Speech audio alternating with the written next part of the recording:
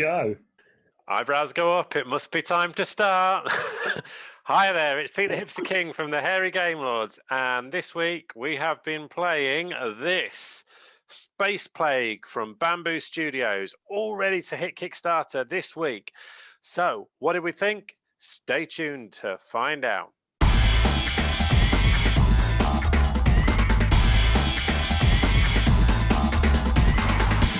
Excellent. Well, Space Plague, what a great game this is. Well, there's a spoiler straight away. How do I feel about this game?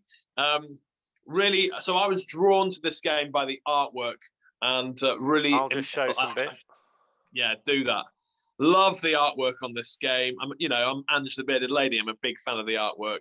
But then, and as I have to say that, like the box art for me makes the game, I think, feel a little bit kind of like it looks like a little bit of a family game, but this is far from a family game. This game has loads to do in it. There's lots of strategy for you to play with. And I think actually, as I sat down at the table to play this with a couple of the other Hairy Game Lords, we were like saying, it says it's a strategy game, but it doesn't look like a strategy game. It looks like a nice kind of cutesy game. But boy, were we wrong. The game kind of plays a little bit like a co-op game because the board seems to be against you. There's cards in there that are vicious. Yeah. But it is still competitive, and there only will be one winner who will spread their faction, their race over this new planet that they have found. But I'm going to hand over to Pete Hipster Kim just to explain a little bit more about the gameplay and what goes on, because he's beautiful at doing that. Right, so in Space Plague, basically you're all playing as, they are factions, but realistically you are plagues. You are diseases in essence that are trying to infest planets within the universe. There are, in the game we were given, I think there are 5 planets. They come with their own, each come with their own little planet card that tells you a little bit about how the planet is set up. We'll talk about that in a second. And then specifically what the planet is going to do to you as a plague to try and fight against you. So those planet effects happen to everybody. So like Ange says, that's got that feel of a co-op game where you have those event cards where the game just gets its own back on you. And some of those are positive and some of those are negative. So it has got that. It definitely isn't co-op, but it's got that thing that a co-op does. So I get what you're saying about it does feel a bit like a co-op.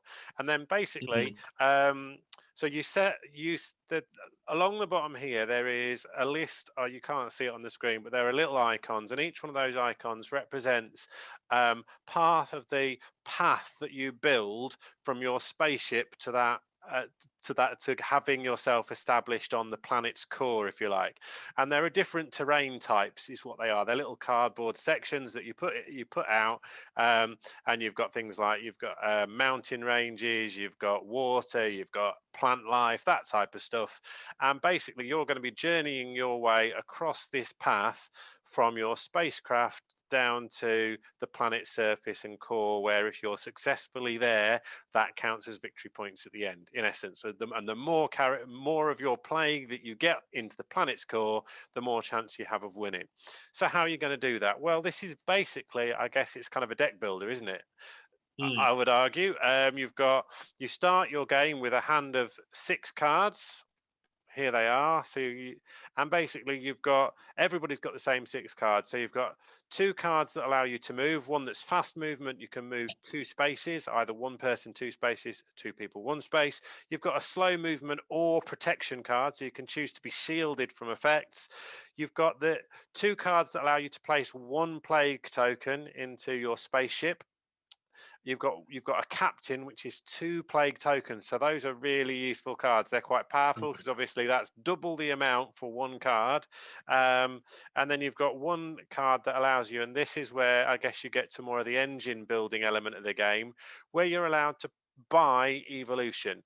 And there's like a market of evolution cards that come out, and there are 3 types of evolution card. One that allows you to add cards to your deck. So that's where the deck building element comes in. You can get more powerful cards that stay in your hand. There are instant effect cards and there are evolution cards, and the evolution cards allow you to have quite a powerful upgrade to your. So it might. I Your played with it. engine. Your engine. I played with a Yeah. hipster prince. He managed to get one that allowed him every time he placed one plague token, he placed an extra one. So every single time he was basically placing the equivalent of a captain. It wasn't two together, but it wasn't two on top of each other, but it was a powerful upgrade. Added to the fact he then got a card that allowed him to score at the end of the game points for everybody on the planet track down to the planet. So he was putting two things out each time. And even though he didn't end up getting as many as I did on the planet score, he scored so many because he had basically ramped up his path.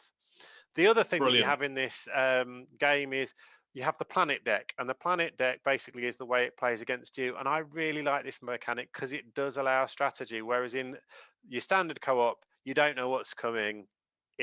With this one, you have the current card that's going to be the event at the end of the round.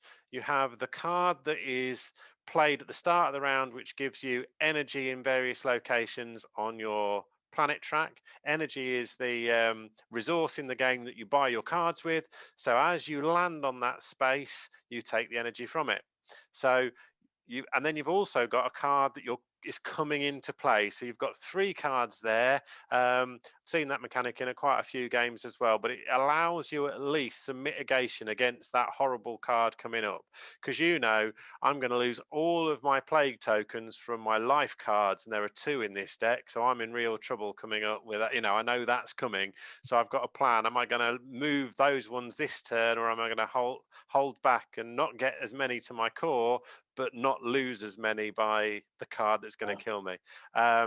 So it kind of allows a little bit of planning in that effect. So you've got engine building, you've got that kind of strategic planning with the information that you've got coming out. So there's a lot going on in this game. There is a bit of luck of the draw, but actually most of it is very you can mitigate it against it. And then obviously once you've played through, you do a rest round where you have to then basically take all your cards back up into your hand, and you can do that I think you can do that you when can you want, choose to do that, can't you? So I really, really enjoyed this game. Great. I played the hipster prince. We actually tied on the on our final scores after victory points, and he won because because of the fact he'd got all those extra ones on his on his path. So but it was a close game, a tight game, which again I liked, and it wasn't. It's not a long game. It was sort of it's played pretty quickly. You've just got to get through that planetary deck, which is somewhere around 18, 19 cards. So it cycles through pretty quickly. Yeah, I liked that. So I like the way it didn't outstay its welcome, because it's effectively a timed game, because you've got those cards coming out each round. So you know that by the time that deck is gone, the game is finished. So you've got to strategically plan for that. We played a variant as well, which for me personally, I would play all the time, where there was so it's kind of asymmetric. There was 4 different factions, but that all were pretty much the same. But this variant that we played with brought in unique abilities and some unique evolution or evolving abilities for the upgrading. So yeah, I had this brilliant ability where I could like what Hipster Prince had, where you place another one on. I had this ability as well where you could place a plague after. So instead of placing it at the beginning of your track on the spaceship, you could place this plague behind any other one on that route going down to the planet. So good, so good. But also on these extra cards that came with it, there was this ability for you to place energy into certain locations when you found it on those locations. So place it on a mountain, find it in a mountain, I place it then on this mountain area, and it gives you victory points at the end of the game. So some of us did that and were able to complete that. So you're kind of looking to land on certain locations to score that energy from that location, so you can then place it onto your the additional card to score additional points at the end of the game. So it's that kind of toss up of I won't be able to buy kind of like evolving cards because I'm trying to save for end game scoring. I had similar with a couple of my cards that allowed me. I had one where any players that were lost and were any plagues that died, I got a victory point for every 3 of those I had at the end. And similarly, for every 4 energy, I got a victory point. And had I not collected on I actually deliberately I moved people into a death position because otherwise I'd have been in trouble. And that gave me extra victory points, which allowed me to draw level with Gregor. And then it was the tiebreaker. Excellent. I also like the way that the game can't feel like too overpowered with those kind of evolution. Are they evolution cards? Yeah. Is that what they're called? Yeah, the evolution cards, because you've only got 2 slots on your player board. And so pick wisely. So if you see something come up, you have to choose wisely, or you have to bin off a good one to go for the next one. Yeah. And again, I just like the detail on the player boards themselves, as Pete's shown already. They're all very much the same, but your own faction, your own plague is on there, featured on there, and those little evolution tanks, they're a little bit kind of dark almost. The way that they've got like your characters strapped up to oxygen masks. It's like they're being tested on. Yeah. Yeah. So I really enjoyed the game, and I thought there was a lot of game in that box, and there's lots of replayability. So that additional kind of like expansion thing that we played with, those cards were double-sided, so you could choose from one of the 2 sides.